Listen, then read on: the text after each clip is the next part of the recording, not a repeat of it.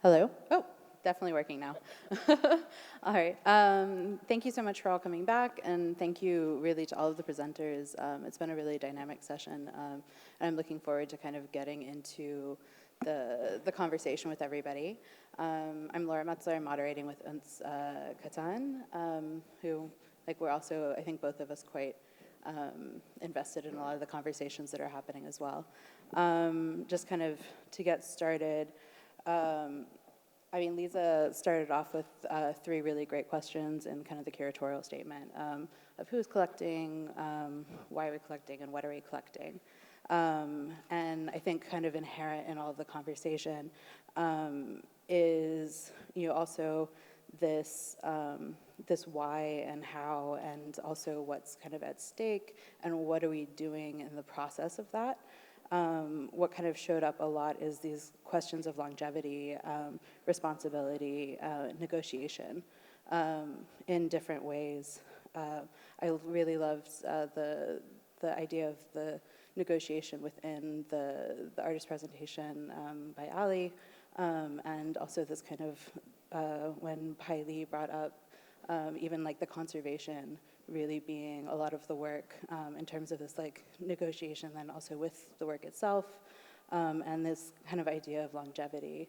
The first presentation was introducing something that's still kind of being born, and kind of in that, I'm going to get things started with talking about this idea of longevity within this idea of building the course, and also, this dialogue and what kind of, we heard a lot about like the context that you're looking at here, but also, specifically what you're doing to prepare like students for a dialogue, what you're kind of discussing, looking at dialogues as an exchange, what that kind of preparation is.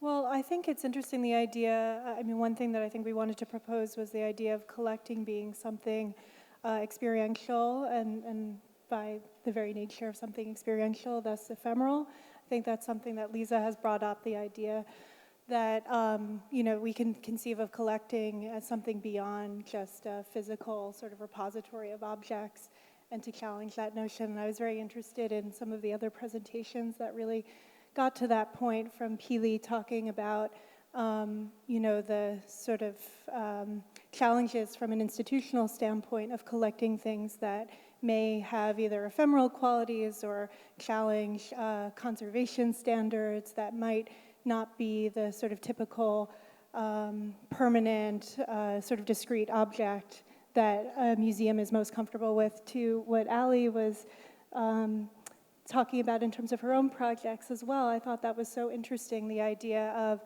a contract and the act of collecting being a kind of relationship, a kind of pact or compact between the artist and the collector, something much more relational, much more personal than what we might typically think of collecting. I thought there were a lot of really interesting ideas, getting at something that I know Sandra and I have also thought about, which is, the idea of a course being a sort of compilation of experiences and ideas and all of these different ways of considering collecting. Can we have another mic for Ali? We're missing one. We can share, yeah. We can share? Okay. Well, I guess I think before going into that point as well, and to perhaps sort of delve deeper into your practice in relation to that, but specifically looking into this idea of sort of working with coexisting systems as well, and to come back to Sandra and Natasha's point, and really considering these sort of this negotiation of the existence of a certain preconditioned ideal in a way, or perhaps, the resistance and the resilience that comes within that as well.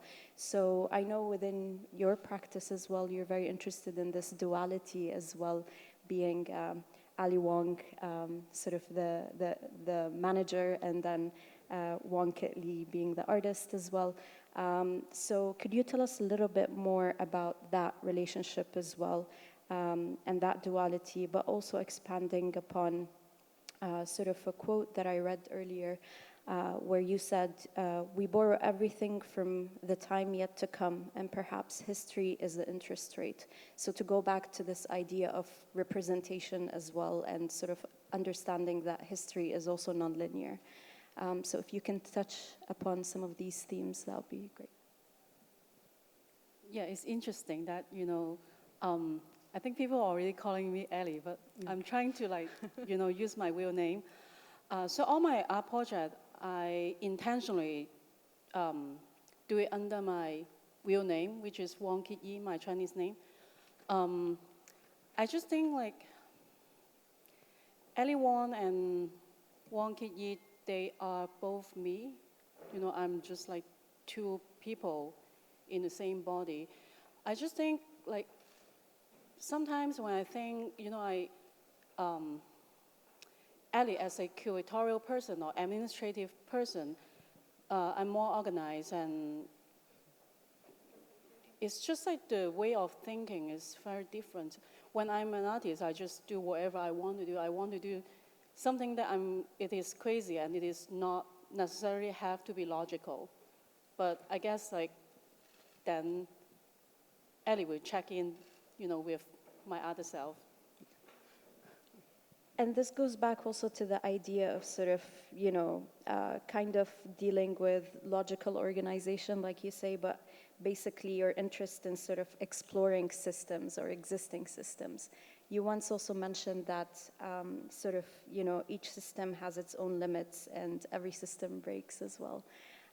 So if you could sort of take us back, and what I'm really hoping is that this could also be a way to answer some of the questions that you posed before we sort of open it up to the floor. Thank you for the research. It's really impressive.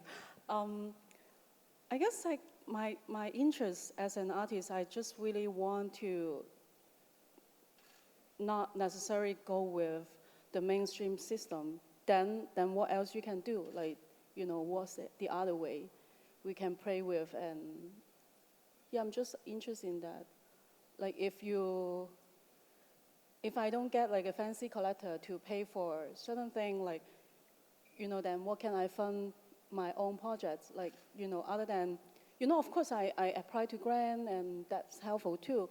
But at the same time, then how can I survive as an artist, and what kind of relationship I want to have with the collector? I'm really not interested in, nowadays, I was born, after 80s, so my generation and whoever born in the 90s probably have to go to, not have to, but, most of us go to art fair, right? And I'm just thinking a lot about what does that means to be at the art fair. I don't want to be just, putting the painting there and just selling the work. For me, it's like a positive. I want, I don't want that to be someone who just like the work and pay for it. I want different kind of relationship that I can build with my collector. And actually, I'm really glad that a lot of the research and information in my presentation, actually, let's say the Impressionist painting, those information are actually from my collector. We hang out, we have lunch, and I learn so much from them. And I don't need to make a lot of money out of them, but I want the other kind of currency, another kind of relationship with them. I feel like that's also a good kind of starting point to also talk a little bit about the performance, the dance performance with River. And if you can go ahead and talk a little bit about the piece that inspired it and your kind of relationship to that, but then also the negotiation with then including another collaborator and this kind of movement kind of through these three bodies in a way, through these three channels.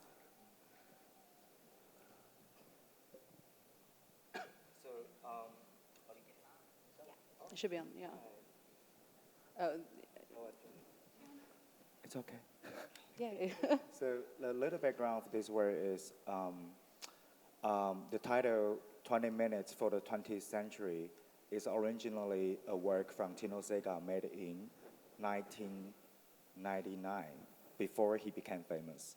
And So when he made this work, because he used to be working in dance background, contemporary dance background, before entering the system of museum and arts market. And so he made this work to have a collection of 20 iconic, mostly European American choreographers' pieces, including Pina Bausch, Merce Cunningham, Trisha Brown, da da da da.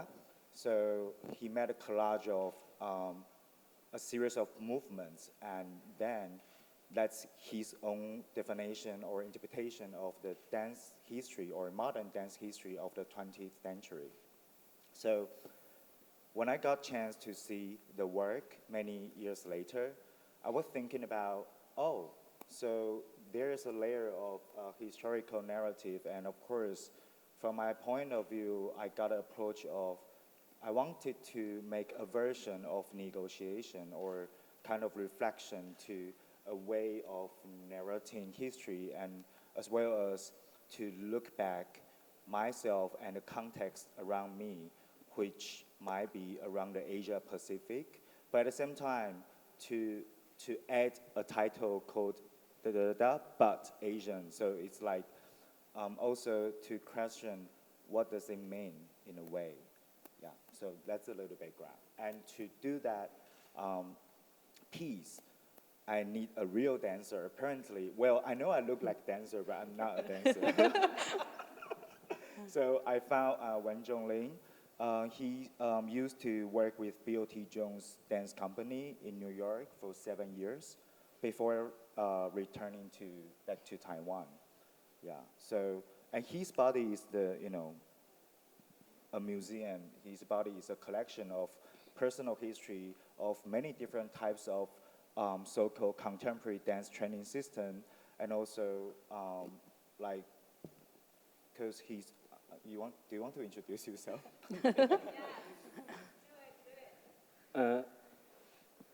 Hello.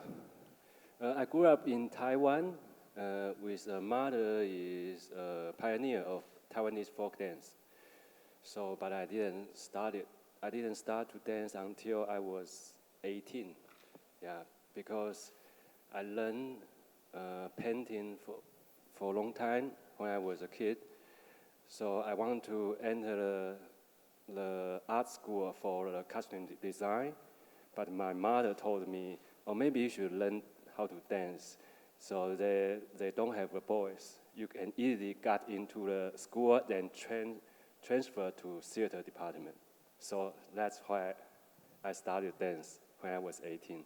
So luckily enough, so after the school army service, I went to University of Utah to get my master's degree in choreography. And after that, I danced for B.O.T. Jones in New York for a long time. So I totally spent 10 years in the States. So 10 years ago, I moved back to Taiwan to found my own dance company. Started to find my own dance dialogue. Yeah, but now I probably 10 years is a phrase of my life. So now I'm ready to go back to the States for a teaching job. So all my life just keep shifting in the west, east. Yeah. So I met River in Taiwan. I wanted to look a little bit more into like the process of then like developing the choreography, because a lot of the like dance styles are very much like focused on like different types of breathing and this kind of ebb and flow and like the changing of these rhythms from one to the other. I assume that it must have a lot of like negotiation also between you as you're deciding what these kind of forms of movement are, how to combine them, and how to also like how they feel performing them. The progress of choreography is basically YouTube. Yeah, so, yeah, because it's about a collection, it's about research of movements. So originally in Tino Sega's version, it's a specific sequence of a specific dance piece. But in my version, there is only methodology. there is no specific sequence of specific track of a choreographer. Because so the idea is not to collect 20 Asian choreographers piece, but about how to find the investigation or negotiation about the so-called modern dance influence. How did this influence happen in the Asia Pacific region? That, for example, at the very beginning, when Zhong was doing like, it's actually he was saying 1, 2, 3, 4, 2, 2, 3, 4, and that was it's called radio exercise, and this radio exercise was basically imported to Taiwan from Japan during the colonization, and actually that was the United States colonized Japan, and then. But if we check back, it was originally from Russia. So this kind of radio exercise at the beginning, when it happened to Taiwan, Korea, China, Hong Kong, that was basically for to embody citizen. Like every morning you do this exercise, and in a way your body has been collected, has been becoming like same quality of the body memory. So it's one of the examples. So that was also the beginning of this piece. Yeah. So also in that piece included some transformation. It's more about transformation. For example, a lot of Southeast Asian countries' traditional dance is very much about finger, the movement of finger. So I was like collecting I was searching on YouTube, like collecting a lot of different finger movement and to find a similarity between all of them and to create a moment, for example. So that's the creative progress of making this. He asked me to dance Michael Jackson, but I just can't. So we were during the progress, we were like, oh, Wenzhong, can you try this and that? And then we started to blur it from a specific like iconic gesture and to blur, because I don't want anybody or audience or even dance professional to recognize, oh, this is that, this is what, because the purpose is not, to recognize a specific choreographer, or it's more about the shadow in between. So that's why it can be a negotiation. But I really love that because I feel like that's running through, this kind of question, like the larger question is about like the canon and trying to reimagine what these kind of things can be and looking at it, I think everybody is looking at it in terms of methodology and collecting methodology and then seeing what happens, whether it's the methodology of, this negotiation with the collector or, with this kind of history of dance. I want to kind of bring it a little bit then into M+ and a bit more of like the connection, like the context of, collecting. We had also sort of alluded to how complex those relationships are when you're building an institution and like thinking about these kind of newer canons, which was also brought up earlier in the day. Yeah, I just mean to share one story about the M+ collection and the performance art.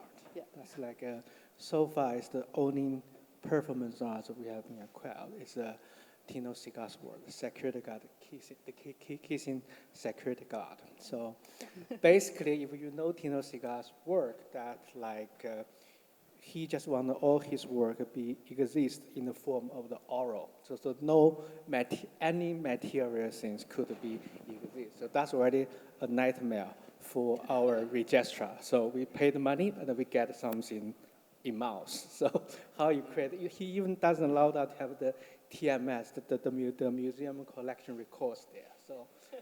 So how you convince your acquisition board to give you indulge you the money to buy something not really exist in the material form.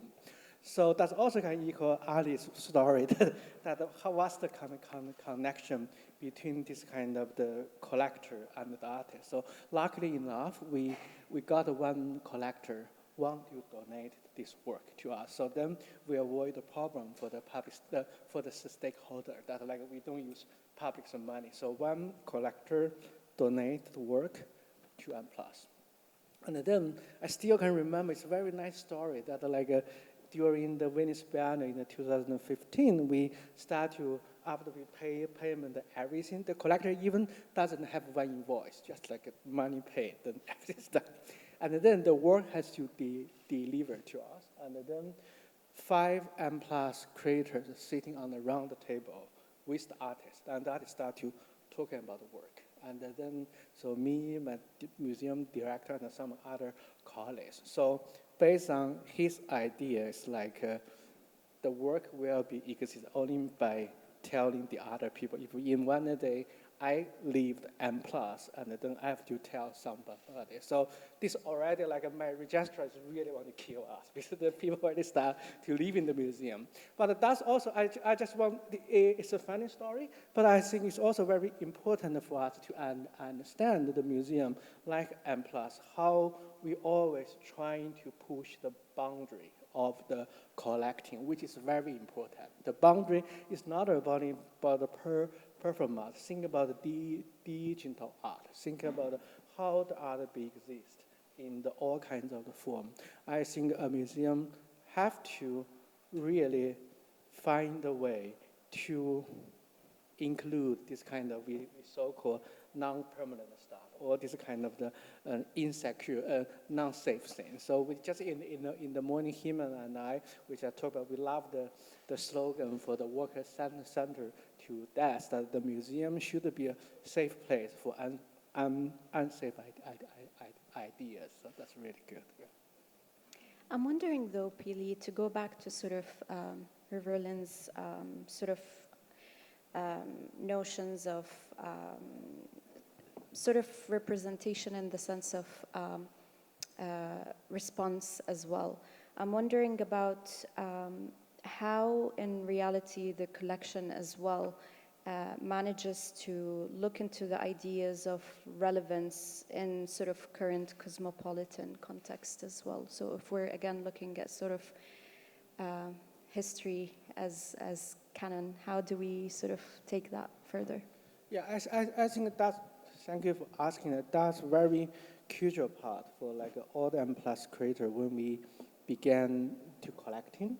And then when we began to collect in 2012, exactly 7 years ago, when Claire Bishop gave that talk in Hong Kong. And now we have 7,000 pieces of the collection. And the first year, we are just show collection.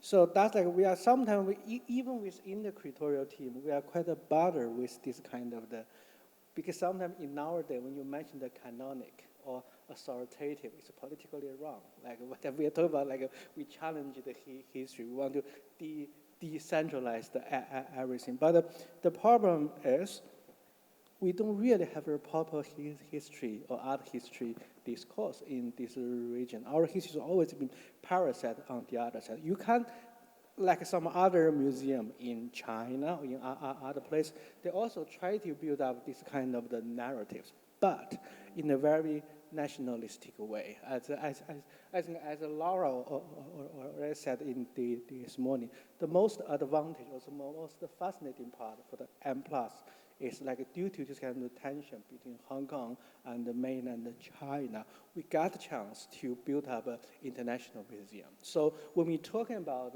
history, a narrative, does not mean nationalistic. That's more or less, I said, the contextualization or how we connect these kind of things. And this is not a permanent. We just give you a start, and then we start to negotiate. We are prepared to be challenged, to be talk.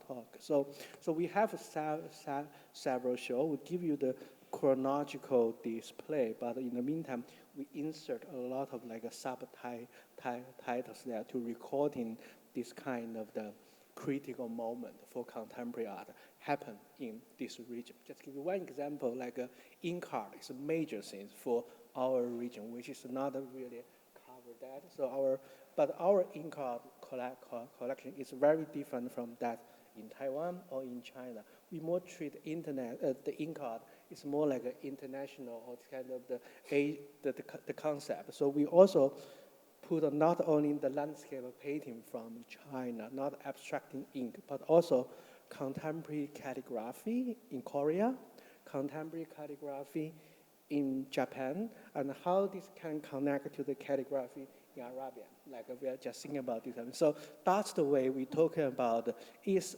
not only one narrative, but it's a narratives. But we try to give it a authoritative perspective from this region in addition to existing ones.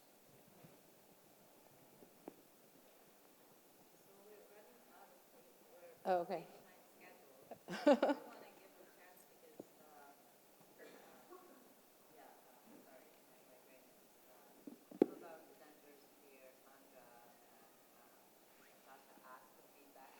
Yeah. And I just want to see if anyone from the audience had something. Sorry, I just want to remind the audience who was here earlier that Natasha and Sandra wanted their share in the discussion to be actually reversed, to have, instead of talking more, to receive feedback in relationship to what they presented, in thinking about how to create a course of study that that rethinks production knowledge in a completely different way, and how to share that in the educational setting. And so I just wanted to make sure that if there was someone here that wanted to actually use this opportunity to say it in public, it would be great to give them a chance.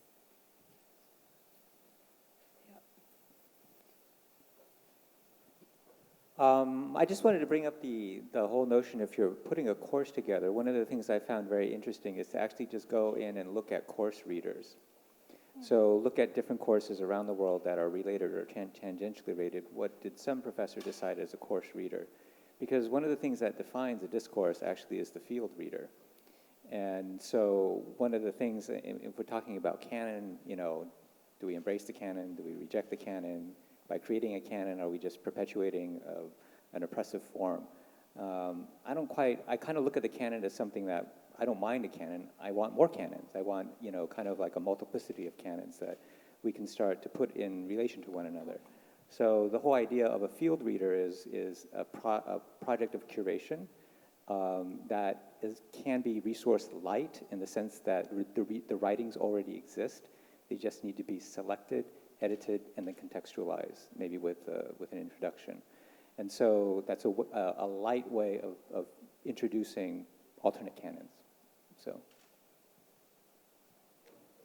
Thank you for that. I think that's very helpful. And just following on what P. Lee said too, I think that there is a certain inevitability of canons if you're trying to make a sort of story that is multipolar and complex. If you're trying to make something legible, it's inevitable. And with a course of, obviously, having a course reader, having a compilation of texts is at the very core of what we're trying to do. And we've developed a kind of bibliography.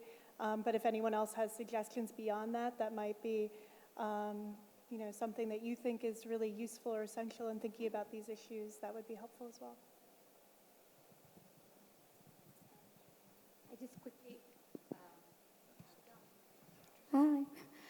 I just quickly wanted to add to that. Publications from the region, especially in the UAE, are very few and far between, and most of them have been produced by galleries. So there's already a canon that's being perpetuated, and through the collections that we don't want to address over here. What would be important is look at press articles, especially those that have been appearing since since a very, very long time, especially in Arabic text, and maybe have researchers who work in translating these texts and see what was being discussed. It doesn't necessarily mean that they would always be but they would talk about what you want to talk about, but not necessarily agree with you or disagree with you. I might not have phrased that sentence well. But the point being that I think a traditional bibliography would work in the traditional sense in the UAE. Well, I think that it's obviously a challenge anytime you have a contemporary and evolving situation, and this isn't true, I think, just for the UAE, but for many other contexts too, trying to come up with a reading list.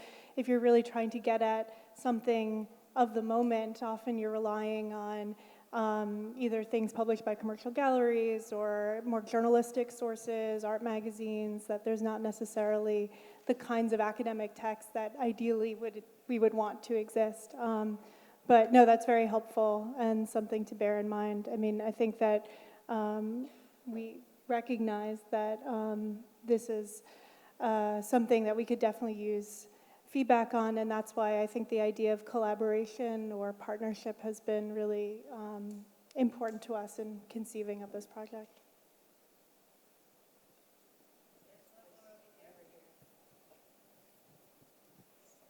Actually, have a question for River in relation to your performance. Thank you very much for this beautiful piece.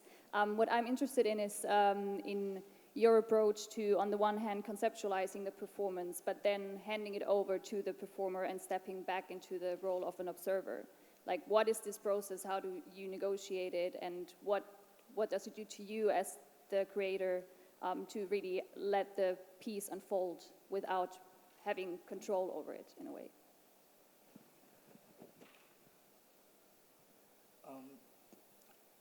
Well, I think that because for me, this piece and also the original piece of Tino Sega, for me, it's more about a live research or live collection, live archive.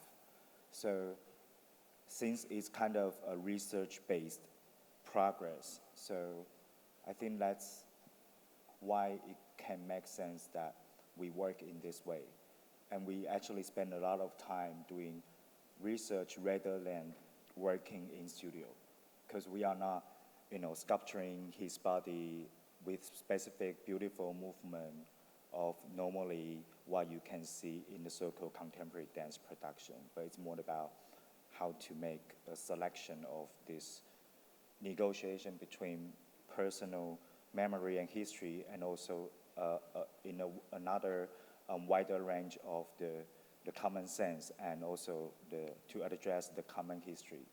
I mean, like the collective memory within the region of the body, the history of body and dance.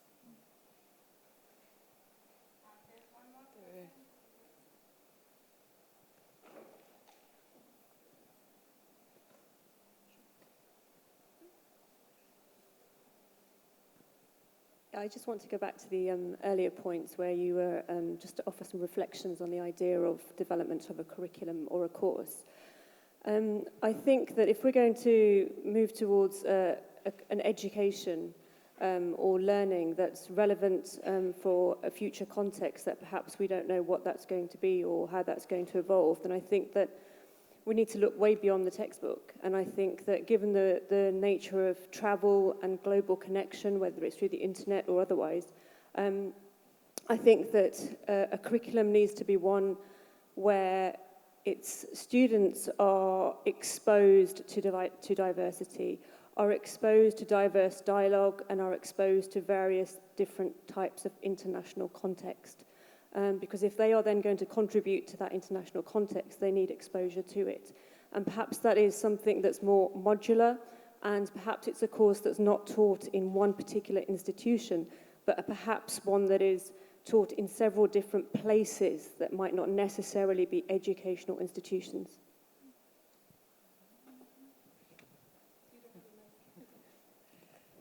No, I don't want to comment. I'm thankful for these suggestions. I just want to possibly extend it by asking those who commented and those who didn't, but maybe would come up with some ideas later on to share them on WhatsApp or something like that. We have each other's contact through the group, right? So at this point, it's not a point of response. We're taking in, and then we will try to process it. That's how I see it. Thank you. So just to make sure that we are still looking for a second wave. So on that great note, I'm going to use my curatorial privilege to also wrap this panel up for everyone, and why they happen to, in a very shamanistic manner, merge together. I think for me, what I felt was incredibly poignant in each individual here was taking the authoritarian position of I know out and saying, bringing in the reflective position of I don't know and I'm going to find out. And so this is, I think, what's so astonishingly touching about each one of your work, that in a sense, you are both teachers and students. You're teaching yourself how to be creative as curator, as artist, as a performance artist, as educators, curators, and administrators. But you're also educating by having relationships, really different relationships with those who are possibly in power, the canon, who would have operated from their own paradigm of I know, because someone else told them what to know. How do we know what we know?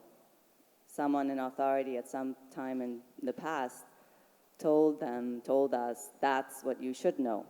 And what's important about this collection that's being built in the world in this, again, very leveled manner of individual, institutional sparks, it is that we are shifting and creating change in how authority is distributed. It's not top-down, it's not bottom-down, it's really like the cosmos, a constellation of sharing and connecting, and that's really beautiful. So thank you so much for the feast that we're all gonna continue to, enjoy and be nurtured by over the next, I don't know how long, maybe next generation. So really a heartfelt thank you. We're going to have a break and also at the same time go and visit Pop-Up 46 for our last and final session of field meeting coming up. So we'll need to be back here at 4. So please take a break and go to 46 to see the phenomenal pop-up exhibitions that are in there. 4:15? Okay, 4:15. 4:15 sharp.